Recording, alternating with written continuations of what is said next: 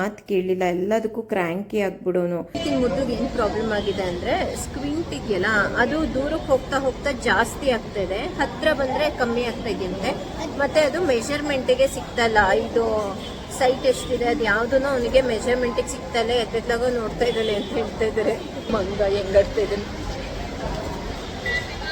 Test ಮಾಡಿದ್ರು, but vision ಮೊದಲಿಗಿಂತ improve ಆಗಿದೆ ಅಂತ ಹೇಳಿದ್ರು. ಆಪರೇಷನ್ ಮಾಡಿದ್ರೆ 2 ಕಣ್ಣು ಒಂದ್ಸಲ ಮಾಡ್ಬೇಕಂತೆ, ಆಮೇಲೆ ಇನ್ನೊಂದು ಕರೆಕ್ಟ್ ಮಾಡೋಕ್ಕೆ ಅಂತ ರೈಟ್ ಐನ ಇನ್ನೊಂದ್ಸಲ ಆಪರೇಷನ್ ಮಾಡಬೇಕು ಅಂತ ಹೇಳಿದ್ದಾರೆ.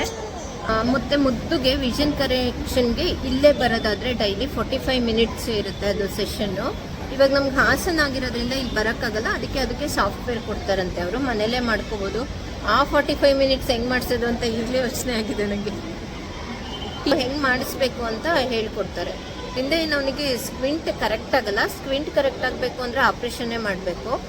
ಅದೇ ಏನು ಫೋಕಸ್ ಮಾಡೋಕ್ಕೆ, ಆಮೇಲೆ ಐ ಸೈಟ್ ಇಂಪ್ರೂವ್ ಆಗೋಕ್ಕೆ, ಆಮೇಲೆ ವಿಷನ್ ಇಂಪ್ರೂವ್ ಆಗೋಕ್ಕೆ ಮಾತ್ರ ಅದು ಎಕ್ಸಸೈಸ್. ಈಗ ಅವನು ಆಪ್ರೇಷನ್ ಮಾಡಿಸಿದ್ರು ಮತ್ತೆ ಗ್ಲಾಸ್ ಹಾಕ್ಕೊಳ್ಳೇಬೇಕು, ಆಮೇಲೆ ಅದಾದ್ಮೇಲೂ ಎಕ್ಸಸೈಸ್ ಹೇಳ್ತಾರಂತೆ, ಅವನು ಮಾಡಲೇಬೇಕು.